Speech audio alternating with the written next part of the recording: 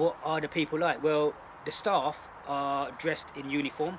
They will have different tops for different people doing different activities, and these staff are usually young staff, and they're not usually older people. Usually younger people that I've seen from 18 to 25, maybe 18 to 30 years old maximum. And these young people have the technical expertise to give to customers. So not only are they young and uniformed, then they are also knowledgeable and experienced. They know everything about the product. They know about apps. They know about the terminology. They know about the technology. They can actually advise. They know what they're looking at. And so because they know the ins and outs of it. So these people are of a certain caliber, of a certain type, certain education and certain knowledge to be able to help and assist the customers. And then we look at the physical evidence.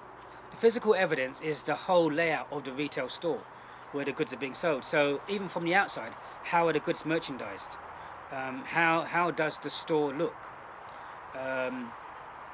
When you go in, all the merchandising, all the fixtures, all the fittings, all the counters, and all the logos, all the mannequins, all the things which you see from a physical perspective. And all these things give an image.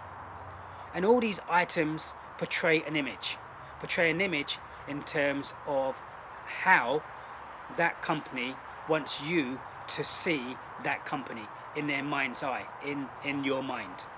Okay, so that's the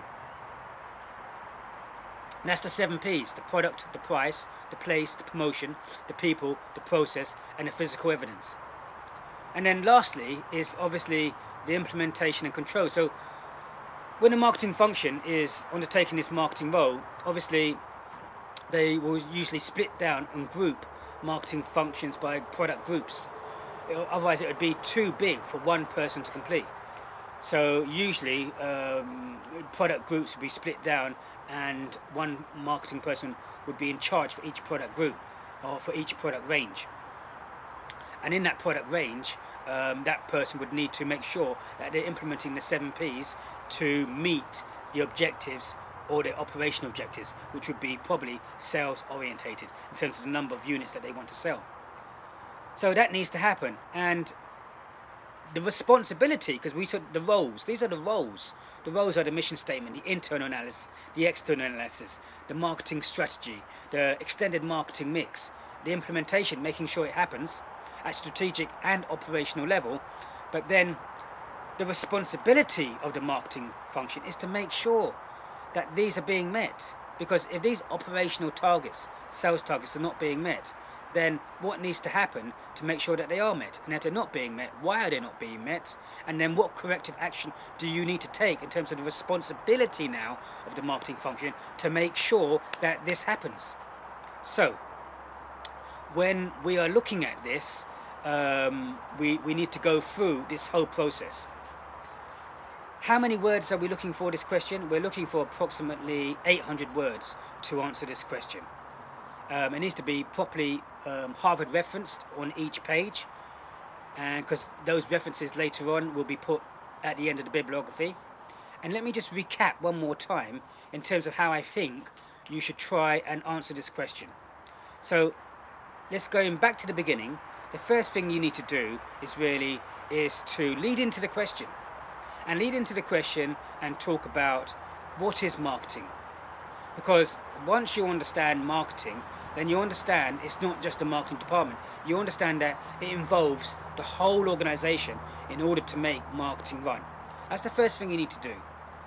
Once you've done that in terms of what is marketing, you then need to talk about the role of linking up to the mission statement of the company. What is the mission statement? Give an example of Zara. What is Zara's mission statement? And saying one of the roles of the marketing function is to look at the mission statement and make sure what they're implementing is in line with the overall mission statement. The next thing you need to mention is the SWOT analysis. Now I'm not talking about going into too much detail. I'm talking of, only 800 words for the whole thing for P1. So I'm talking about, explaining what SWOT is, strengths, weaknesses, opportunities and threats, and maybe giving one example in each of these in relation to your company case study, whatever case study that your college is using. and then maybe talk about the external factors, PESTEL, political, economic, social, technological, legal and environmental, and give maybe 2 examples from PESTEL in terms of the company case study.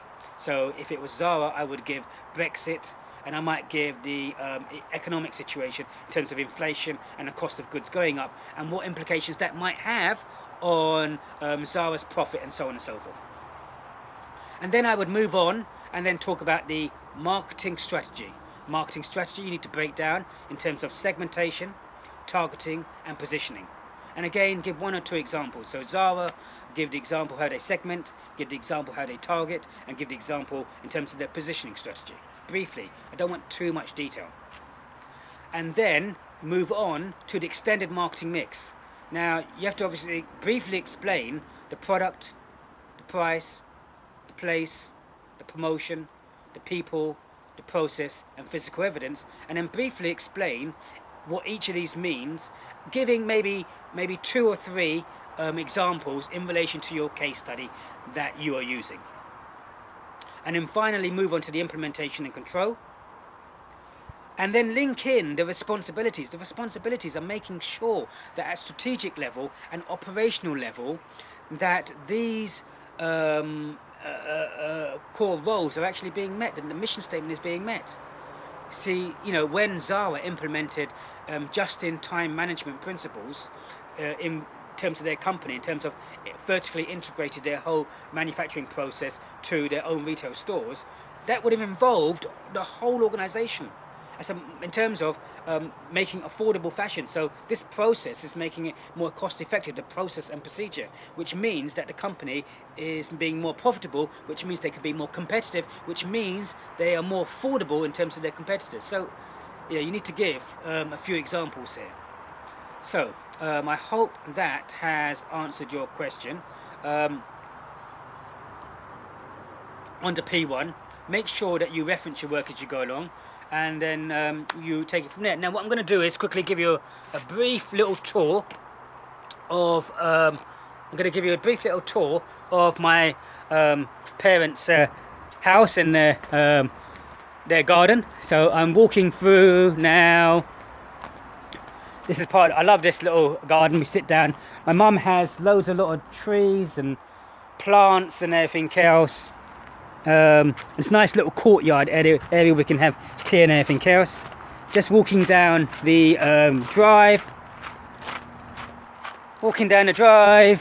And we're coming down to another little part of the garden area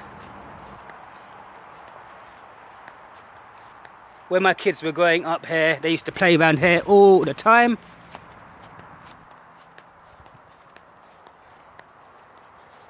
Just walking through.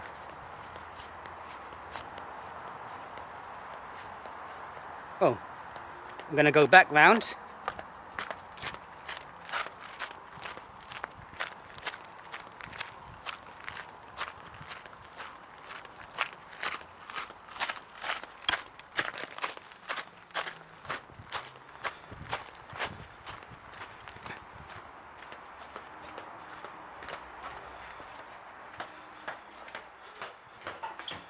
And now moving up to this area here, which is going to be cleaned today.